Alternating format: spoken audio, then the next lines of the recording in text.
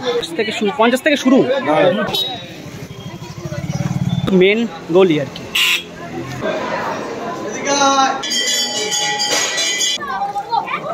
পুজোর সামগ্রী কিনতে পারেন, শুরু করে বিভিন্ন ধাপ। হর হর মহাদেব, জয় শিব শম্ভু। এখন চলছে শ্রাবণ মাস, আর শ্রাবণ মাস মানে কিন্তু বাবা তারকনাথের মাস। শাস্ত্রমতে এই মাসে কিন্তু বাবার জন্ম মাস। সেই উপলক্ষে তারকেশ্বরে কিন্তু হাজার হাজার মানুষের সমাগম হয়, বিশেষ করে সোমবারগুলোতে। তো শ্রাবণ মাসের দ্বিতীয় সোমবার চলে গেছে, আজ মঙ্গলবার। আমি চলেছি তারকেশ্বর দেখতে কেমন ভক্ত সমাগম হয়। সাথে জানাবো তারকেশ্বরের অজানা কিছু ইতিহাস, মন্দিরের গেট কখন খোলে কখন বন্ধ হয়। আপনারা যদি রাতে তারকেশ্বরে থাকতে চান তাহলে কোনো হোটেল রয়েছে কিনা, বা হোটেলের খরচ কেমন, খাওয়ার হোটেল কী রয়েছে, সব কিছুই দেখতে থাকুন সম্পূর্ণ ভিডিওটি। আমি কিন্তু আছি হাওড়া স্টেশন, আর এখান থেকে ট্রেনে যাব তারকেশ্বর।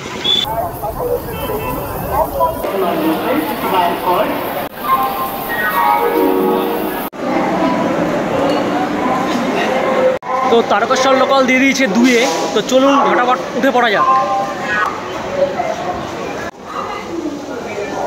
হাওড়া থেকে তারকেশ্বর যাওয়ার সকালের দিকে ট্রেনগুলো মোটামুটি 40-50 মিনিটের অন্তরালে পাওয়া যায়।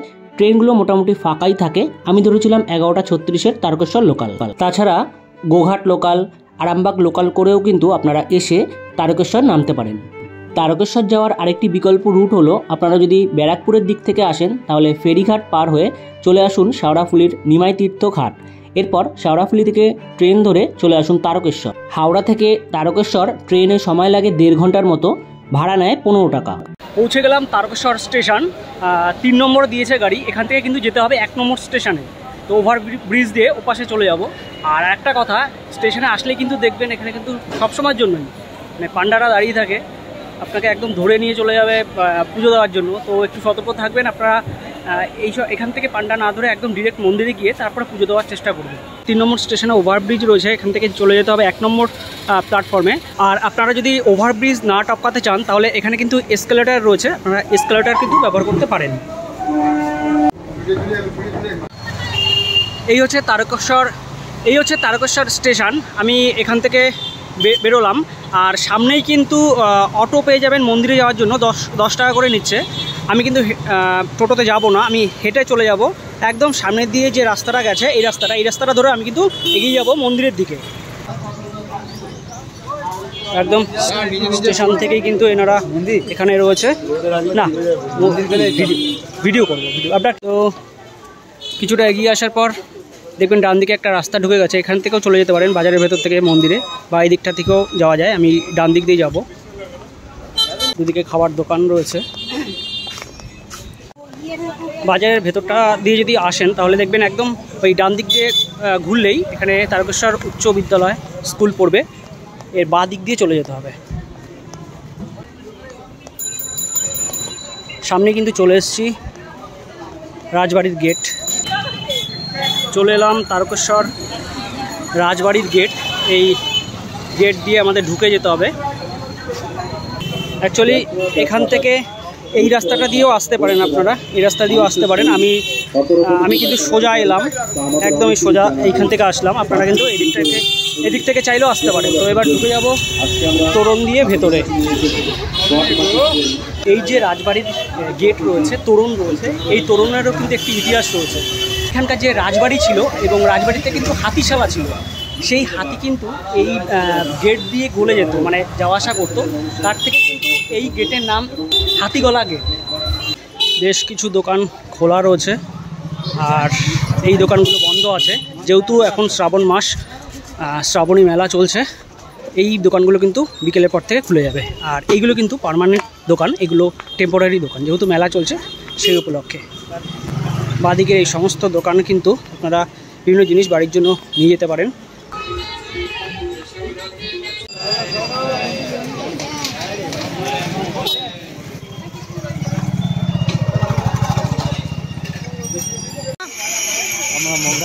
মগরাহাট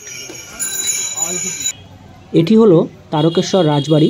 বাইরে থেকে দেখানোর চেষ্টা করছি, ভেতরে ভিডিও অ্যালাউ নয়।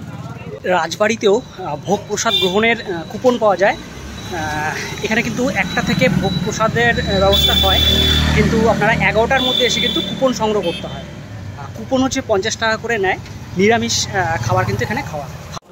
একটু এগিয়ে এলেই আমাদের যেতে হবে কিন্তু ডান দিকে মন্দির, আর তার আগেই কিন্তু এখানে পার্কিংয়ের জায়গা রয়েছে, আপনাদের একটু দেখিয়ে দিই। আর এখানে একটা সাইনবোর্ড রয়েছে, মোটর সাইকেল হচ্ছে 10 টাকা। আর যত মন্দিরের কাছে আসবেন তত এই ধরনের দোকান কিন্তু তত বেশি, প্রচুর এরকম দোকান রয়েছে। এদিকে আপনারা ডালা নিতে পারেন এখান থেকে, পরপর দোকান রয়েছে। ডান দিকে কিন্তু খাবারের দোকানও রয়েছে, সম্পূর্ণ নিরামিষ খাবারের দোকান। নিরামিষ পাওয়া যায় তো। চলে এলাম তারকেশ্বর মন্দিরের মেন যে গলি, সেই গলিতে। সামনে কিন্তু মন্দিরের গেট, এটি কিন্তু মেন গলি আর কি।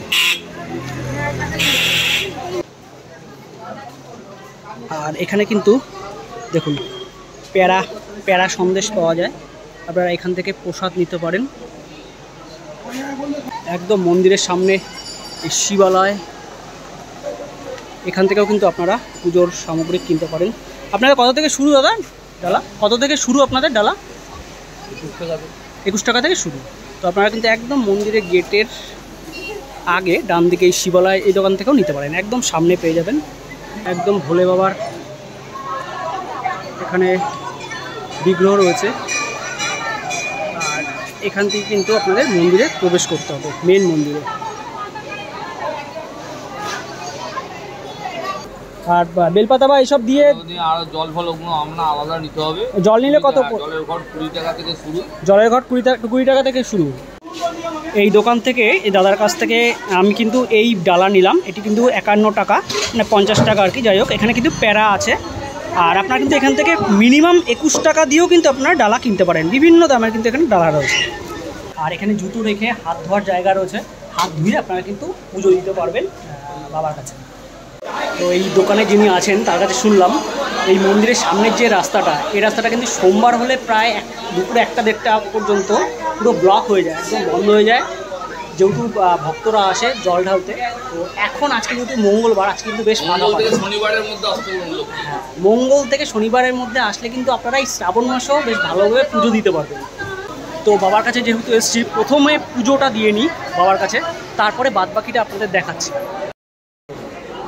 গেট দিয়ে ঢুকলেই একদম সামনে কিন্তু বাবার মন্দির, আর এটি হচ্ছে নাট মন্দির। আর বাঁ দিকে কিন্তু দুধ পুকুর আমি দেখাচ্ছি। আর এই দিক দিয়ে যে লাইন করা হয়েছে, যে জায়গাগুলো করা হয়েছে, আমি একটু দেখিয়ে দিই। এই যে জায়গাগুলো, এই জায়গাগুলো দিয়ে গিয়ে কিন্তু তারা বাবার মাথায় জল ঢালে।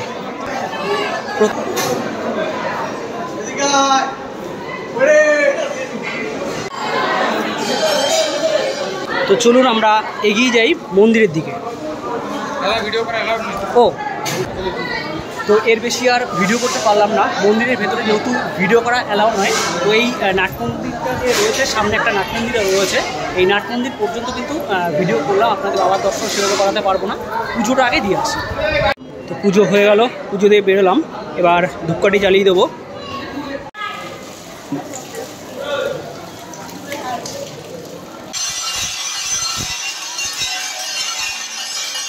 নন্দী মহারাজ, এই হচ্ছে নন্দী মহারাজ।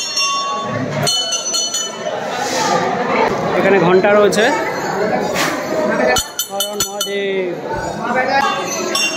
আর এখানে কিন্তু ভক্তরা ধাগা বেঁধে রাখে, মোমবাতি জ্বালানো যায় এখানে। এবার বলি তারকেশ্বরের সেই অজানা ইতিহাস। কথিত আছে 16 শতাব্দীর শেষের দিকে হুগলির রামনগরের রাজা ছিলেন বিষ্ণুদাস, আর তার ভাইয়ের নাম ছিল ভারমল্ল। এই ভারমল্ল ছিলেন একজন সন্ন্যাসী মানুষ। এখন যেখানে তারকেশ্বর, ওই সময় নাম ছিল তারপুর।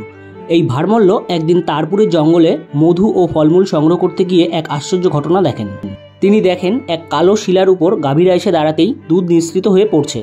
এই ঘটনা তিনি তার দাদা বিষ্ণুদাসকে এসে বলায় বিষ্ণুদাস নিজে চলে গিয়েছিলেন এই ঘটনা চাক্ষুষ করতে, এবং তা দেখে তিনি নিজে শিহরিত হন। তিনি বুঝতে পারেন এই পাথরখণ্ড হলো শিবলিঙ্গ। তখন তিনি সেই শিলাস্তম্ভকে ওখান থেকে খুঁড়ে তুলে এনে রামনগরে প্রতিষ্ঠা করার চেষ্টা করেন, কিন্তু মাটি খুঁড়ে পাথরের মূল খুঁজে পাওয়া গেল না। এরপর ভারমাল্যকে স্বয়ং শিব স্বপ্নাদেশ দেন এবং বলেন তিনি হলেন তারকেশ্বরের শিব। তাকে ওখান থেকে তুলতে যাওয়া বৃথা, কারণ তিনি ওই বন থেকে গয়া কাশী পর্যন্ত ছড়িয়ে আছেন। তাকে যেন ওই তারপুরের জঙ্গলেই প্রতিষ্ঠা করা হয়। এরপর ভারমাল্য ও মুকুন্দরাম রাজার সহায়তায় ওই বন কেটে ওখানেই প্রতিষ্ঠা করা হয় তারকেশ্বরের মন্দির। আর এখানে যে শিবলিঙ্গটি রয়েছে এটি কিন্তু কোনো সাধারণ শিবলিঙ্গ নয়, এটি স্বয়ম্ভু শিবলিঙ্গ। তো পুজো দেওয়া হয়ে গেছে, এবার চলুন দুধ পুকুর দেখিয়ে দিই আপনাদের।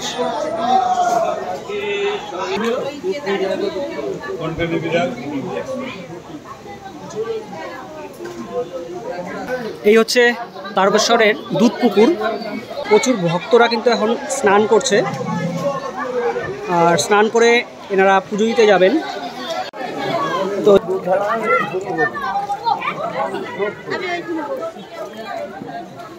পবিত্র এই দুধ পুকুরে ভক্তরা কিন্তু স্নান করে গিয়ে তারপর বাবার মাথায় জল ঢালে।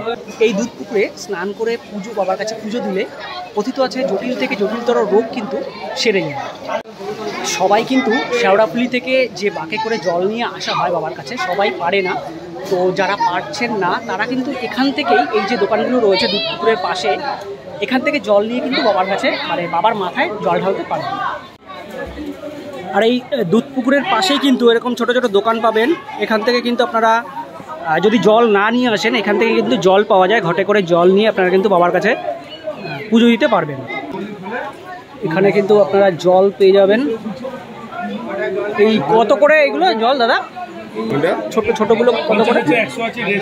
যেমন নেবেন সব রকমের। আচ্ছা আচ্ছা, এখানে কিন্তু 50 থেকে শুরু, 20 টাকা 30 টাকাও কিন্তু রয়েছে। এই ছোট যেগুলো রয়েছে এগুলো কিন্তু 20 টাকা 30 টাকার মধ্যে। আপনারা কিন্তু একদম দুধ পুকুরে ঢোকার পাশেই কিন্তু এই দোকানগুলো রয়েছে। আর মন্দিরের ভেতরে কিন্তু সিসিটিভি রয়েছে। কতক্ষণ খোলা থাকে শ্রাবণ মাস বাদে? শ্রাবণ মাসের 1:30 পর্যন্ত, আর ছুটির দিনে 2টো পর্যন্ত।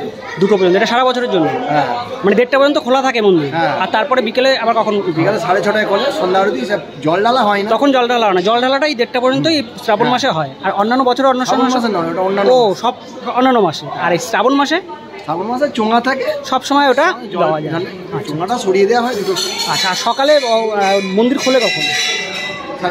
5:30। তো আমি যেটা বুঝলাম, শ্রাবণ মাসের সোমবার যেগুলো রয়েছে সেই সোমবারগুলোতে কিন্তু প্রচুর ভিড় হয়। আমি নর্মালি মঙ্গলবার এসেছি, আমি দুপুরে 1টা নাগাদ ঢুকলাম। 1টা নাগাদ কিন্তু মোটামুটি ফাঁকাই রয়েছে। আমি কিন্তু এতটা ফাঁকা হবে আমি আশা করিনি। আমি বেশ ভালোভাবেই পুজো দিয়েছি। সোমবারগুলোতে এই জায়গাটা দাঁড়িয়ে থাকাটা কিন্তু একদম ইম্পসিবল হয়ে যায়। মানে আশেপাশে যে দোকান রয়েছে সেখানে কথা বলে বুঝলাম। তো আপনারা কিন্তু শ্রাবণ মাসে যদি পুজো দিতে চান তাহলে নর্মাল দিনে আসতে পারেন, ভালো একদম ভিড় ছাড়া আপনারা পুজো দিতে পারেন। মন্দিরে ঢোকার যে রাস্তা, ওই যে মন্দিরে ঢোকার যে গেট, একটু আগে এখানে কিন্তু রয়েছে সত্য ভবন। এনাদের কিন্তু থাকার জায়গা রয়েছে। তো চলুন একটু শুনে নিই। যদি আপনারা এসে কিছুটা সময় কাটাতে চান বা রাতে স্টে করতে চান, কি ব্যবস্থা কি রয়েছে একটু শুনে নিই। এখানে যদি কেউ রাত থাকতে চায় কি ব্যবস্থা রয়েছে আপনাদের এখানে? ওপরে থাকার ঘরের ব্যবস্থা রয়েছে। আচ্ছা, শ্রাবণ মাসেতে সাধারণত ঘরের ভাড়া যেটা হয় বিকাল থেকে সকাল পর্যন্ত 400 টাকা ঘরের ভাড়া পড়ে। আচ্ছা, এরপর পুজো আর দক্ষিণা যে যেমন মতো দিতে পারে। আচ্ছা, আর এই যে রুমটার কথা বলে, এটা কি মানে অ্যাটাচ বাথরুম রয়েছে কি? সব অ্যাটাচ বাথরুম। কজন থাকতে পারবে এই রুমগুলোতে? 4 জন করে। 4 জন করে থাকতে পারবে। আর নর্মাল শ্রাবণ মাস ছাড়া এই রেটটা কি কমে যায়? তখন একটু কম হয়, 300 টাকা ভরবার পরে। 300 টাকা পরে। আপনার কন্ট্যাক্ট নাম্বারটা একটু দিয়ে দিন। 9734349864। আপনারা যদি দুপুরে খাওয়া দাওয়া করে নিতে চান তাহলে এখান থেকে কিন্তু করতে পারেন। এখানে রয়েছে বিভিন্ন রকম নিরামিষের হোটেল। এখানে একটি রয়েছে হোটেল মহাপ্রভু হোটেল, সবসময় কিন্তু। আচ্ছা আচ্ছা, তো একটু আমি খেয়ে নেবো, দেখা যাক কী কী আছে এখানে। তো আমি নিয়ে নেবো এখানে একটি নিরামিষ থালি। কেমন কি খাবারের কোয়ালিটি আপনাদের জানাচ্ছি। আগে খাওয়াটা শুরু করি।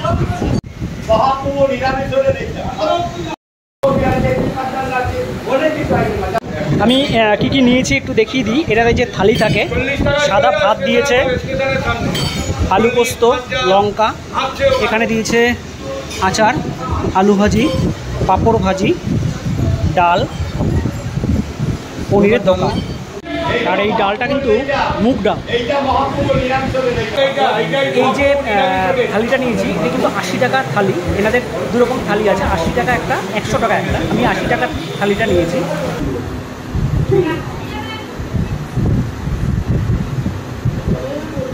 নিরামিষ ভাত খেলাম।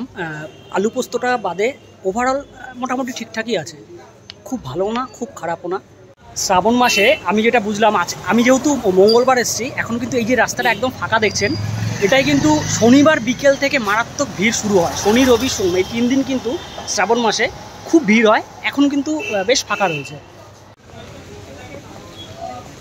তো ফেরার ট্রেন ধরার জন্য আবার চলে এসেছি তারকেশ্বর স্টেশন, এখান থেকে ধরবো হাওড়ার ট্রেন। ভিডিওটি ছিল এই পর্যন্তই। যদি ভিডিওটি ভালো লেগে থাকে লাইক কমেন্ট শেয়ার করুন, আর যদি আমাদের চ্যানেলে নতুন এসে থাকেন তাহলে চ্যানেলটিকে সাবস্ক্রাইব করে আমাদের পাশে থাকুন। দেখা হচ্ছে সামনের নতুন ভিডিওতে।